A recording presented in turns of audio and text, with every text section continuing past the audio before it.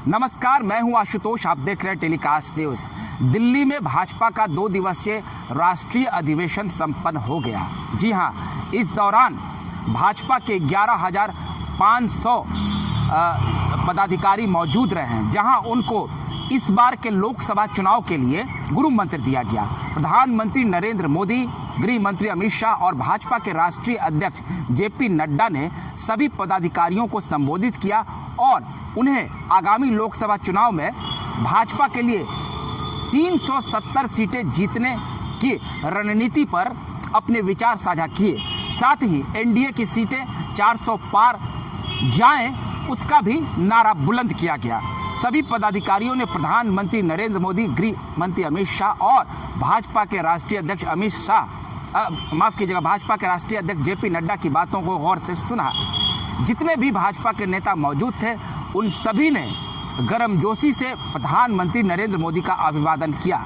लेकिन इस दौरान रविवार को प्रधानमंत्री नरेंद्र मोदी ने तो अपना संबोधन किया ही, उन्होंने सभी नेताओं को टास्क दिया ही और भाजपा की रणनीति को कैसे जनता के बीच में जोरदार तरीके से पेश करना है उसकी बातें बताई। लेकिन गृह मंत्री अमित शाह ने भी काफी प्रभावशाली भाषण दिया। अमित शाह ने एक एक कर कांग्रेस की कलई खोली। उन्होंने उसके पिछले 10 साल के शासनकाल को आड़े हाथों लिया, जो मनमोहन सिंह सरकार की 10 वर्षों की जो नाकामी थी उसे गिनाया। हाल के दिनों में संसद सत्र के दौरान जिस तरीके से भाजपा ने एक श्वेत पत्र जारी किया था, उसमें भी उन्होंने कांग्रेस की कई नाकामी गिनाई थी, उनके घोटालों का जिक्र किया था।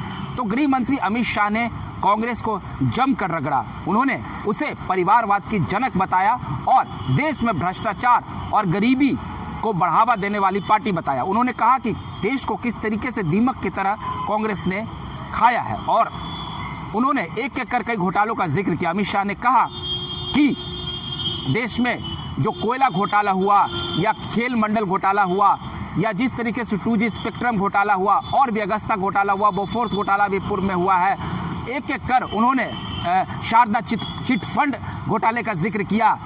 तो उन्होंने एक एक कर कई घोटालों की फहरिस्त साझा की।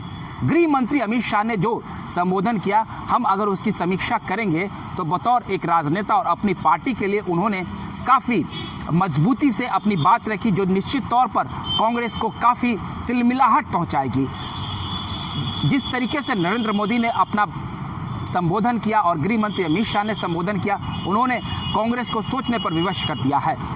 गृह मंत्री अमित शाह ने अपनी पार्टी की तरफ से बहुत ही जोरदार तरीके से अपनी बातों को रखी और उन्होंने दिल्ली के भारत मंडप भवन में जब भाषण दिया तो तालियों की गड़गड़ाहट गूंजने लगी। अमित शाह ने बहुत ही आक्रामक तरीके से कांग्रेस को आड़े हाथों लिया। उन्होंने कहा कि कांग्रेस की समर्थित जो इंडी गठबंधन है वो 7 परिवारों की पार्टी है और परिवारवाद की जनक है। कांग्रेस ने देश में जिस तरीके से भ्रष्टाचार को बढ़ावा दिया है, आज तक किसी पार्टी ने नहीं दिया। उन्होंने कहा कि आज जिस प्रकार से भारत जब आज़ाद हुआ तो उसके बाद से विभिन्न दलें भारत की राजनीति में सक्रिय रही और उन्होंने देश पर शासन किया।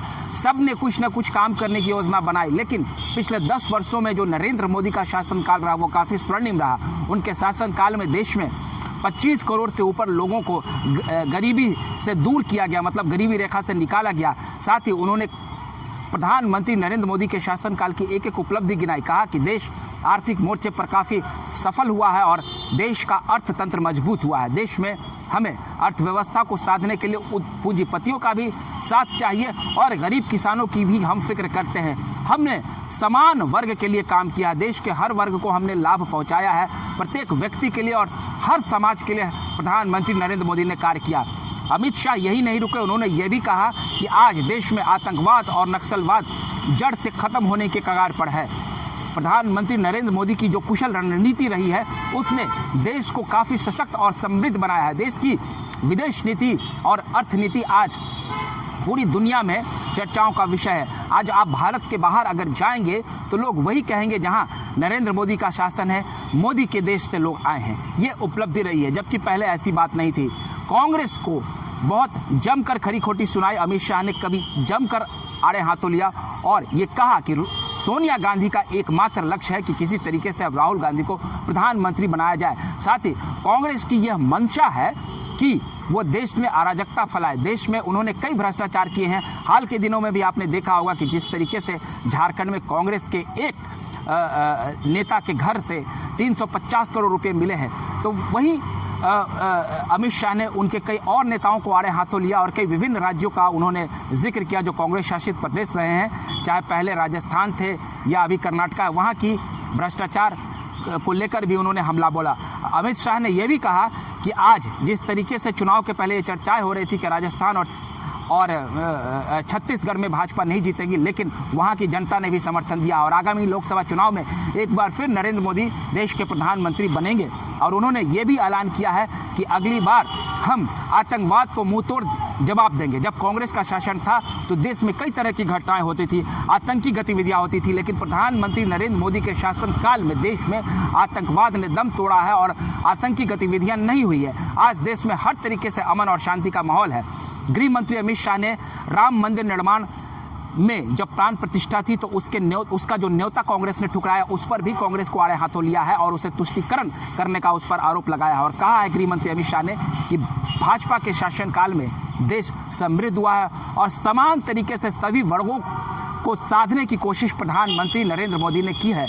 आज देश का हर व्यक्ति जो है गर्व से ये कह रहा है कि हम भारतवासी हैं। गृह मंत्री अमित शाह ने लोकसभा चुनाव के लिए सभी लोगों अपने सभी पदाधिकारियों का आह्वान किया और कहा है कि हर बूथ पर आपको जोरदार तरीके से लड़ना है और खासकर जो युवा वोटर होंगे उनको ये बताना है कि किस तरीके से प्रधानमंत्री नरेंद्र मोदी के शासनकाल में जन कल्याण का कार्य हुआ है। तो अमित शाह ने जिस तरीके से हमला बोला है, निश्चित तौर पर कांग्रेस को ये तिलमिलाने के लिए काफ़ी होगा।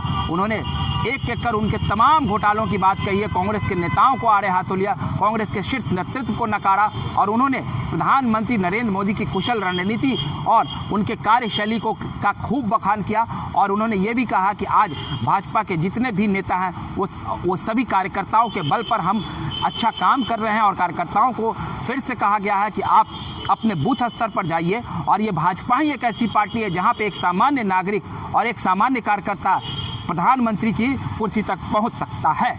तो उन्होंने साफ संदेश दे दिया है कि भाजपा में लोकतंत्र है और लोकतांत्रिक व्यवस्था है और हम लोकतंत्र को कभी मिटने नहीं देते हैं।